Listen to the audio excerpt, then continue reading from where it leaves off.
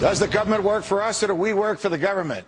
Is the best government really the one that governs the least? Can we ever have a government that stays within the confines of the Constitution? If the Constitution was written to keep the government off the people's backs, why is the government all over us? Tonight, whatever happened to freedom?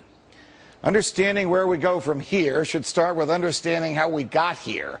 We are the free and independent people of the United States of America.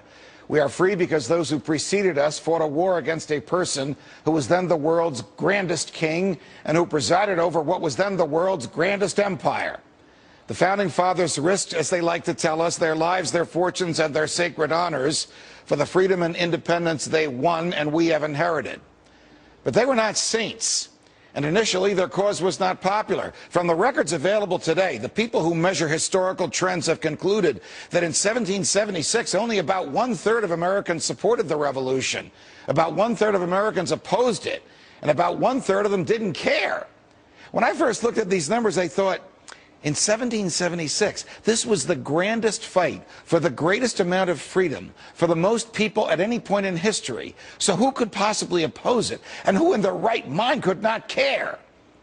Fast forward to today and ask, who could possibly support a government that regulates everything from the strength of the water pressure in your shower to the size of the toilet bowl in your home to the thickness of the leather in your shoes? Who could want a government that punishes people for speech, that lets its own agents write their own search warrants, that fights wars just to keep the military-industrial complex busy, that debases all you own by printing worthless money and putting it into the stream of commerce, that gives away more than half the tax dollars it collects, and that, despite express provisions in the Constitution to the contrary, permits the president to lock up whoever he wants and to throw away the key? Perhaps the colonists who didn't care if they freely chose their government or were cared for by a benevolent tyrant had an odd way of knowing what was coming. Perhaps those who opposed the revolution were afraid to take on the king, to challenge authority, and to risk their comfortable lives for the unknown.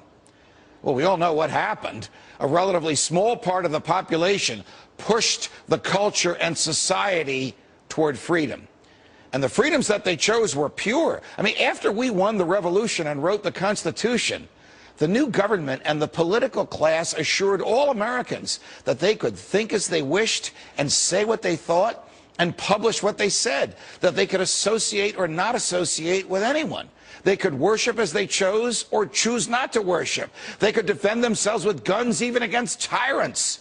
That troops would never enter their homes, that only neutral judges would issue search warrants, and that the government could not take their lives, their freedom, or their property without a trial, at which their fault would be proven in front of a neutral jury. All this was guaranteed to the first generation of Americans and to their posterity. That would be us, because much of it had been denied them by the king and the parliament, and because Americans came to believe, even the one-third that were afraid and the one-third that didn't care, that these rights are ours by virtue of our humanity.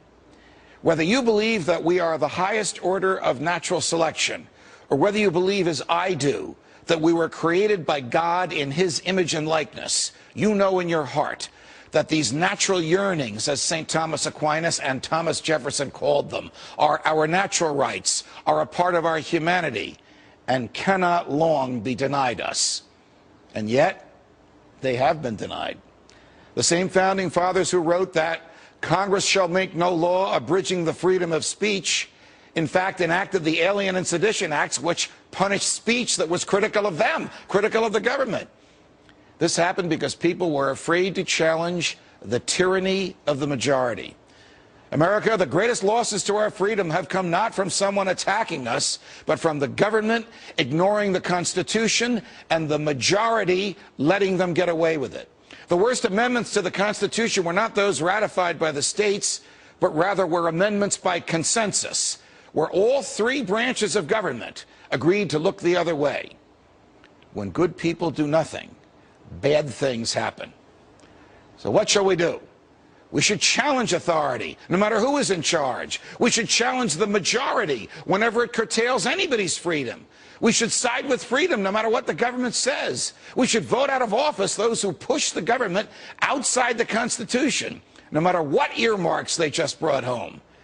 And we should make the government afraid of us. Afraid of us. Because as Jefferson reminded us, when the people fear the government, there is tyranny. But when the government fears the people, there is liberty. From New York, defending freedom. Everybody's freedom whenever I can. So long, America.